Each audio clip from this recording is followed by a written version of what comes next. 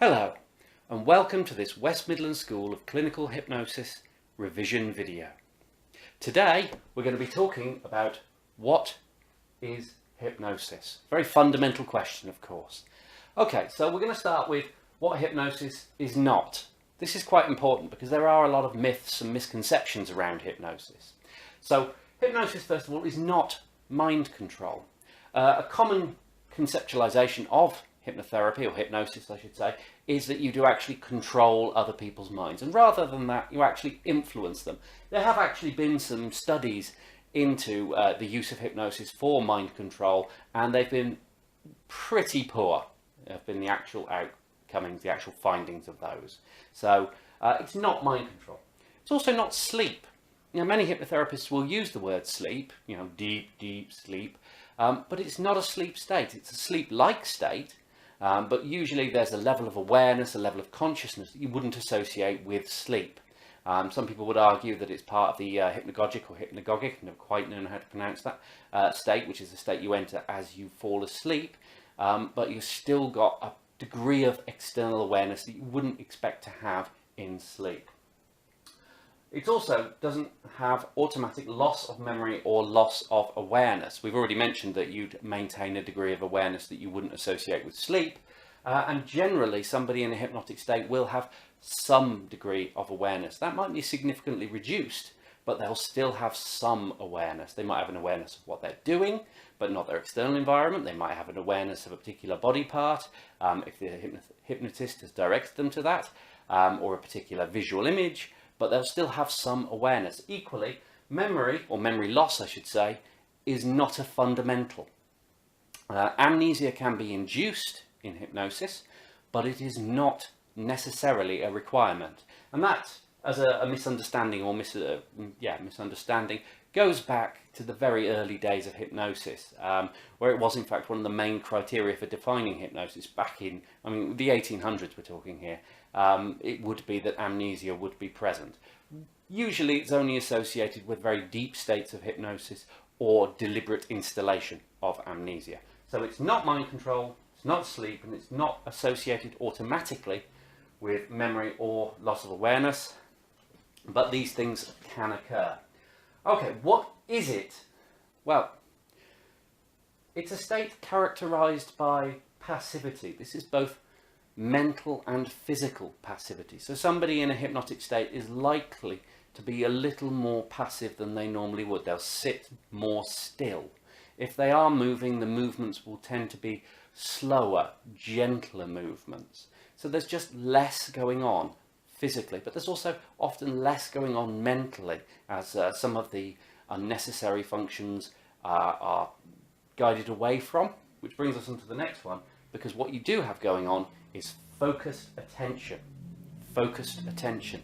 Usually the person in hypnosis will be deeply focused on a single thing, or maybe two things, but their attention will be guided towards a simple, clear idea. That might be a visualization that they're imagining.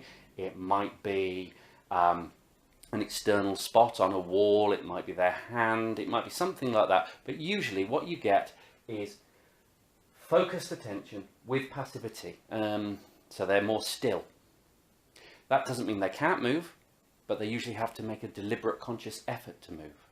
And it doesn't mean that they can't think about other things. It just means they usually have to choose to think about other things. Okay, so that's what hypnosis is. Now, this brings us down to what actually it is, and that is something of an unknown these days. A lot of people will tell you with a lot of confidence they know exactly what it is.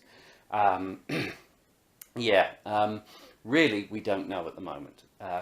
The major debate that currently goes on is the state versus non-state debate. Essentially, this is a debate that goes, is it a special physical, psychological, emotional, whatever it might be, state of being, or is it simply a series of factors that come together? So that might be social pressure, it might be expectation, it might be placebo effect, that come together to create an effect. And you've got people who argue that it's It's a non-state situation, so there's nothing magical about it. It's just a series of carefully managed factors that come together to produce something that looks like a special state. And then you get other hypnotherapists or hypnotists who argue that it is a special state, that something special goes on. Now, we have some evidence from neurology that suggests that maybe there's a specialness to it, but it overlaps a lot with meditation states. And some people would argue, in fact, most hypnotherapists do argue, that it's a combination of these two. It is a special state to some degree, but it's a special state that you then pile on other useful factors, the way you phrase your suggestions, the way you set up the situation, the motivation of the person you're working with, the patient or client in our case. All of these add up so that in fact most people would argue, or most hypnotherapists and hypnotists would argue, it's a combination of these two factors. It is both, to a degree, a special state, but also as important, maybe even more so important, are the factors that you bring into play on top of that. The use of your voice, tone of your voice, the language you use, the suggestions you use, the situation as you set it up even before the person's in hypnosis. All of those things come together. So, what is hypnosis? Well, it's not mind control, it's not sleep, it's not loss of memory automatically, or it's not loss of awareness automatically, but it is a sort of passivity of body, of mind, which may be associated with reduced awareness, and a focused attention, which of course in itself is associated with a reduced awareness, but still able to access that awareness, able to move if the person chooses to.